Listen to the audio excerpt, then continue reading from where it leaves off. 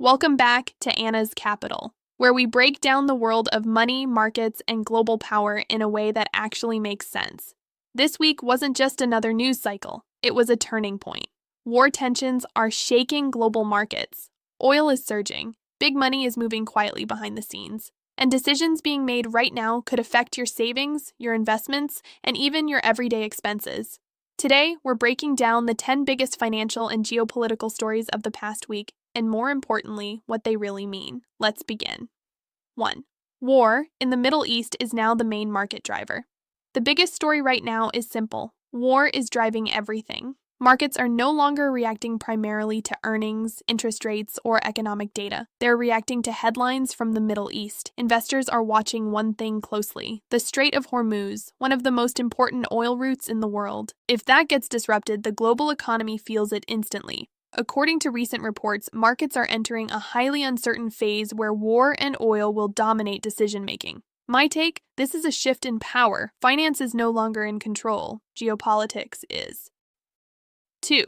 Oil prices explode and could go even higher.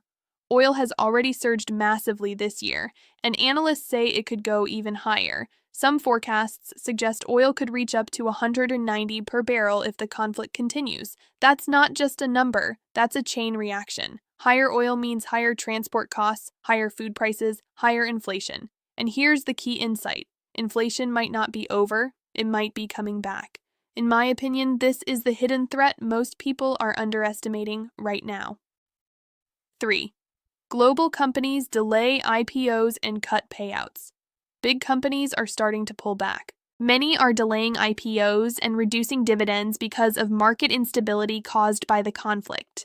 This tells us something very important. Corporate confidence is dropping. When companies stop expanding and start protecting cash, it's usually an early warning signal. My view: we're entering a more defensive phase of the economic cycle. 4. Private credit market shows cracks. One of Wall Street's fastest growing sectors, private credit, is starting to show stress. Funds are limiting withdrawals because too many investors want their money back at the same time. This is a big deal. Private credit has been seen as a safe alternative to traditional banking, but now we're seeing liquidity issues. Translation: money is getting stuck. My take: this could become the next hidden risk in the financial system. 5. Banks. Expect more defaults. Major institutions are warning that more companies may fail to repay loans. The reason? Exposure to weaker sectors like software and tech combined with rising costs. This is how financial stress spreads. It doesn't start with big crashes, it starts quietly: missed payments, tightening credit, cautious lending. In my opinion, we're in the early stages of that process. 6. Global trade is breaking apart. Trade tensions are rising again. New tariffs, restrictions on Chinese technology, and political pressure on supply chains are all increasing. At the same time, countries are becoming more self-focused. Globalization is slowly reversing. My take: we are moving into a fragmented world, and that means slower growth, higher costs, and more instability. 7. Energy crisis, fears grow in Europe.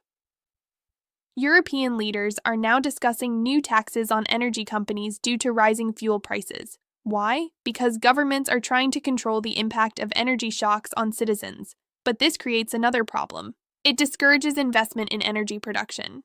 My view: this is a short-term solution that may create long-term shortages. 8. Strong job market confuses the Fed. The U.S. job market remains surprisingly strong, at least on the surface, but underneath things are more complicated: slower wage growth, shorter work weeks, and mixed signals. This puts the Federal Reserve in a difficult position. Do they cut rates and risk inflation, or keep them high and risk slowing the economy? My perspective: the Fed is stuck, and that uncertainty is dangerous for markets. 9. AI boom creates new financial risks. Artificial intelligence is still attracting massive investment, but cracks are appearing. Some analysts say AI hasn't yet delivered real economic growth despite huge spending. At the same time, AI is creating risks in sectors like software and lending. My take: AI is not a bubble, but expectations might be. And when expectations are too high, markets tend to correct. 10. Global economy enters uncertain phase. The overall picture is clear. Uncertainty is rising everywhere. Markets, companies, governments, everyone is becoming more cautious. Even strong economic data is now being overshadowed by geopolitical risk. The big shift? We're moving from a growth-driven world to a risk-driven world, and that changes everything.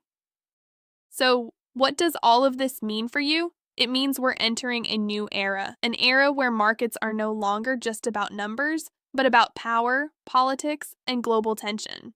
If you want to stay ahead, you can't just follow the markets. You have to understand the world. If you found this valuable, subscribe to Anna's Capital, because here, we don't just report the news, we explain what it really means.